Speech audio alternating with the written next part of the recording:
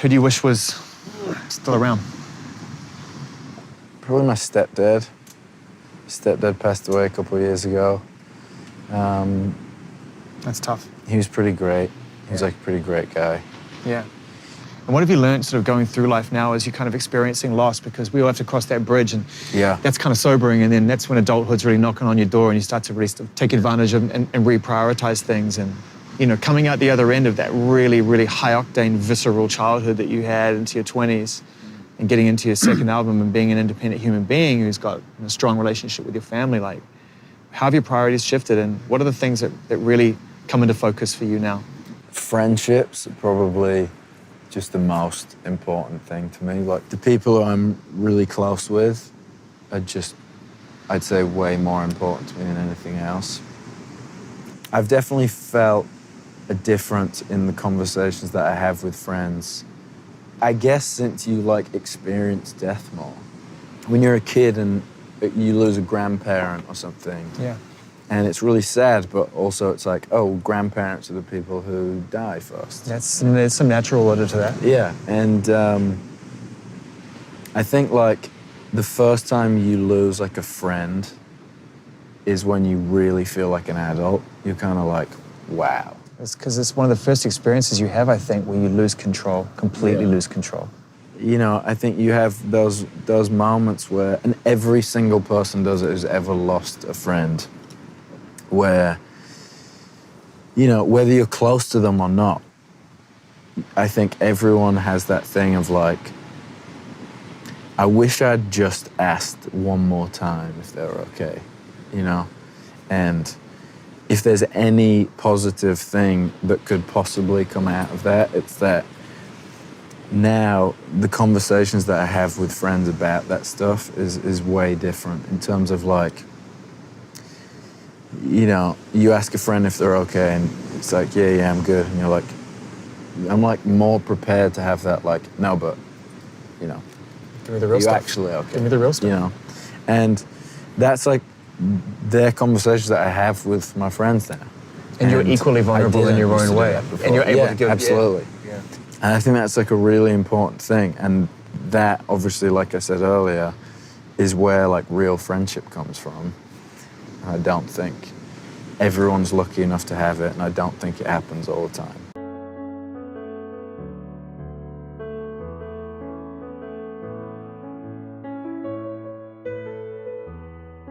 My parents had never seen anything like that. We're from Wolverhampton, like, we live by a farm, like, they haven't got a clue what's going on. And I was going through this really crazy circumstance that you just completely lost control of, and we were definitely overworked 100% in the band. I had no personal life. I learned nothing about myself. Like, I remember getting to therapy the one time and the guy was like, what do you like to do? You didn't know? I don't know. Oh, I hadn't got a clue. So I was just sat there in the chair going, like, what do I actually like? Do you know what I mean? So it's like, when you get to that place of life, it's like, I really need to figure some shit out about myself. But I just lived so long as this, like, reclusive pop star who was afraid of people, who just stayed inside all the time. Was it a relief when you broke up? No, it was really scary at first, but I needed to stop, definitely. It would have killed me. Really? 100%.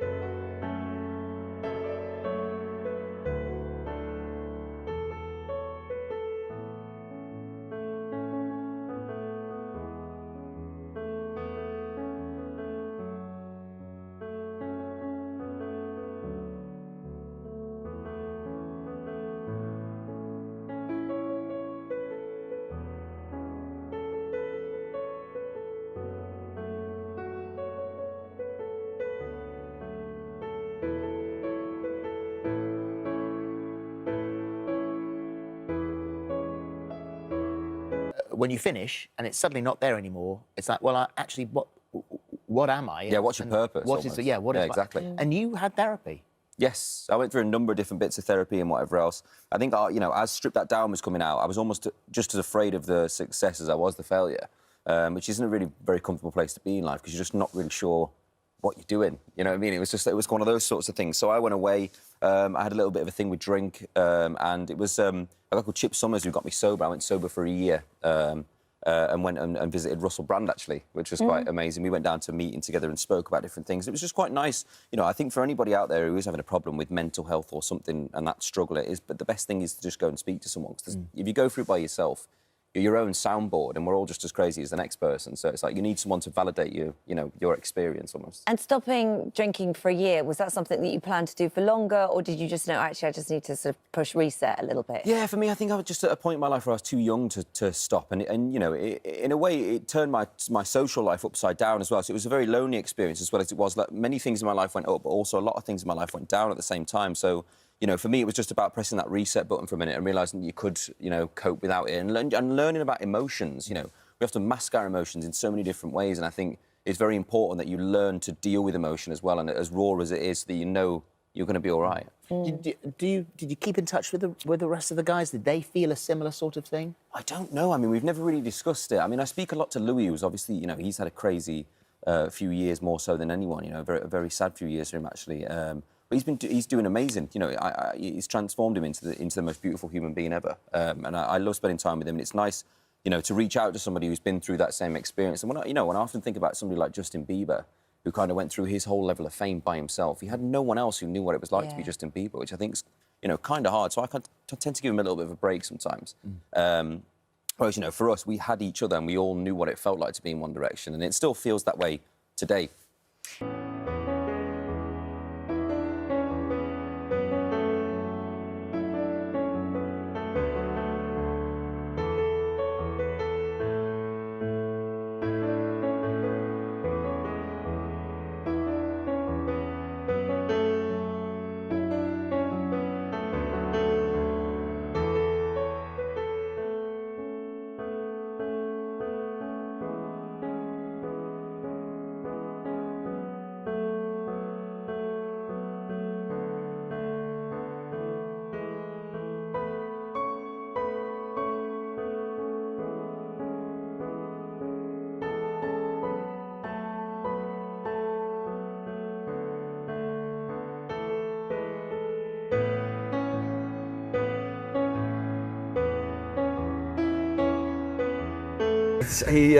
Louis is like, it was very self-deprecating, that interview, and I think it was brave of him to be so honest, you know, for some random guy he's never met before, a journalist. But Louis, you know, he knows that we all adore him, and he's an extremely vital member of One Direction, so he shouldn't think this. Did you see what, or did you hear what Niall said about you on the radio in Australia? I did. He's lovely, isn't he, Niall? He melts my heart. He's lovely. I love this. I love this. Because if you didn't hear this, we're going to play a little clip of it. Nice. This was Niall on, is it in Australia, wasn't it? I think so, Australian radio. Talking about Louis. Where he's an unbelievable guy, great singer, and someone that if you know, I'd say we would have lost the plot along the way if we hadn't had Louis. He was a very, very, very extremely vital member of One Direction. I love that. He's lovely, Niall, honestly. He melts me heart always.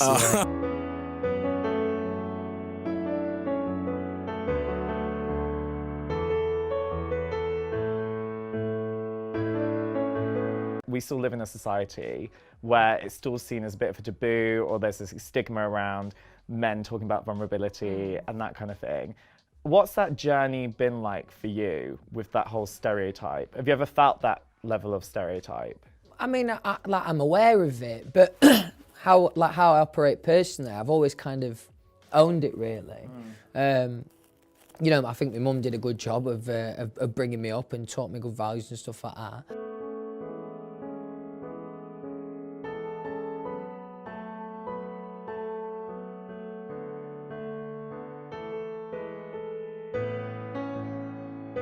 When we wrote Two of Us, that was obviously a very personal song for me, and probably the most vulnerable I've been, especially on a song. You know, I've had a couple of moments where fans have come up to me and told me what that song means to them, and maybe they've just had a loss in their life. And That's incredible, you know what I mean? I never really had that in the band to that level. You know, my lyrics really meaning something to people. How difficult has that been to go through those private things whilst having this whole massive microscope on you? It was definitely difficult at first, Yeah. you know, when I first got put in the band, and having to deal with, you know, not having as much privacy. But I suppose as time goes on, you grow to understand it and get used to it. And to be honest, you know, there has been some, you know, pretty hard times in my life, and although I wouldn't have chosen to have them played out in the public, you know, some of the reactions and some of the stuff I got from fans was incredible too. What would you want to say to the you that was going through those deep personal moments at those times in your life? What advice would you want to give that person if you could sit them down now? Trust yourself and trust your gut, because you know, those things are important, and nobody understands you better than you. It does help that I'm able to talk about my feelings and stuff like that, and I can have those moments where obviously I need to. But yeah, as I say, it comes naturally to me, so I'm lucky. I think also as well, you've always had this amazing support network around you throughout your whole life, and I think also when you're in a band and you have 4 other members with you as well, there's also that immediate support network. Because I was thinking today, it must have been so weird for you to go from having that immediate support network there all the time to then it not being there all the time. How difficult was that transition for you? There is still enough familiar faces to not kind of feel like alienated and on my own. But it definitely took some getting used to. You know, One Direction was such a well-working thing, you know, so it definitely took some getting used to. But I think, you know, as you spend time on your own, you find, you know, new people that you really get on with and develop those relationships. How did you build your identity away from that part of your life? It took me a second to kind of understand that I was on my own now, and you know, my identity for so long was part of a collective, and obviously you still have an individual identity within that. So I think it took me a second to kind of understand that I can be a bit of a chav again, you know what I mean, basically. And yeah, just be me really, and not have to worry too much about anything else.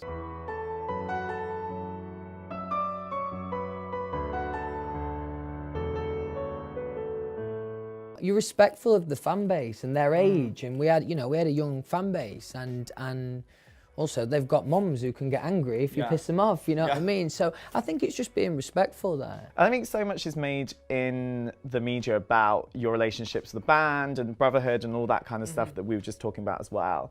How have you leaned into that immediate brotherhood you had at times? When has it been the most supportive for you? I think honestly, you know, there's obviously times where you have better relationships with other members than you do others. But that connection, that'll be forever, definitely, because, you know, we experienced so much in a relatively short space of time. And, you know, it was crazy what we all saw together and experienced. So I think that is something that we'll have forever, really, definitely. Sometimes you might not see eye to eye, but that's the way friendships go in real life, do you know what I mean? Yeah.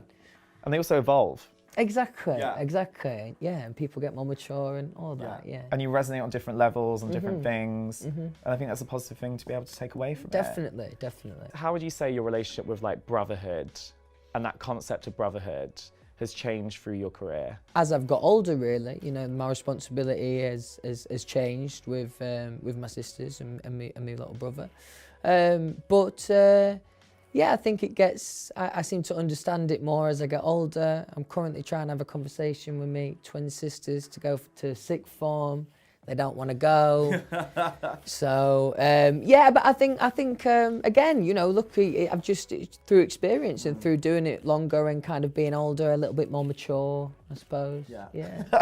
Mature, I suppose. Yeah. Well, I tried to be. I mean, as a brother, I have to be, you know what I mean? So, yeah, we're all trying to adult in some respect. Exactly. Do you still have a thing when you're like, oh my God, am I actually adulting well today? Like whenever I'm with my son Freddie and whenever I'm having like those kind of conversations about school with the girls, my sisters and that, I feel like then I've got my adult head on. I have to have credibility in those conversations, you know what I mean? But I definitely still act like a lad at times. Yeah. Is there anything you would change? Or if there's anything you would change, how would you change it? Every mistake, I suppose, is, you know, it's all part of your journey, and you do definitely learn something every time. So in terms of my career and you know, how I've come across publicly and all of that, No, I wouldn't change anything, to be honest. One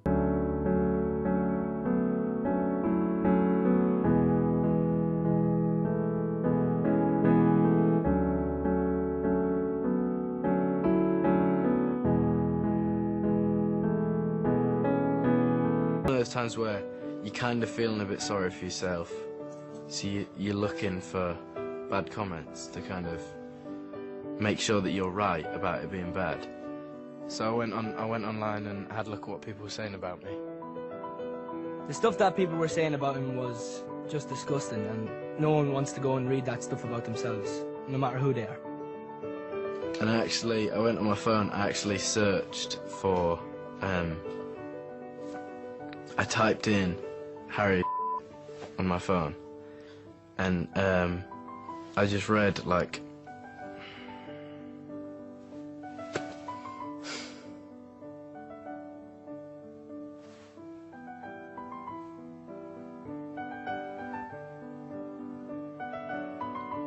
so I read kind of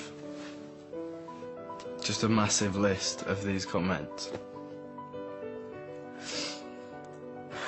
It was quite frustrating because when I tried to comfort him after the performance, obviously nothing I can say can really make that much of a difference. I felt a bit powerless, like I really wanted to do something for a friend, but I couldn't. You know, you read through, for example, your Twitter kind of feed. If there's 3 people saying you're amazing, you don't think, why are they saying I'm amazing? Because they're saying you're amazing because they're a fan. But if there's one saying that they hate you, it's like, why do you hate me? Like, what have I done? I can take criticism, I can definitely take criticism. But if it's just like a, I don't like you, then I want to know why people don't like me.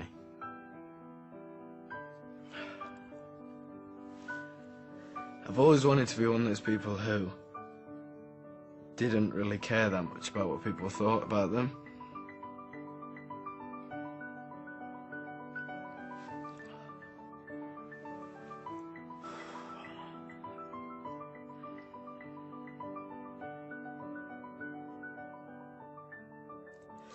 But I just don't think I am.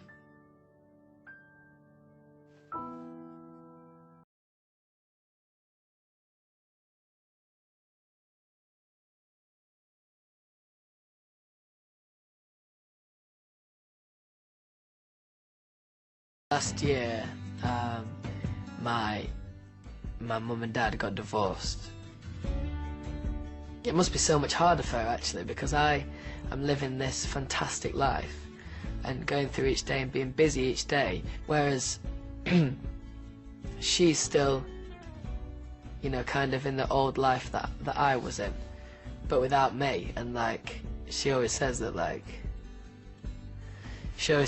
I was like, I'm like one of her best friends, so like it must be really difficult for her to kind of not get upset and not miss me as much. I'm so far away and like, yeah.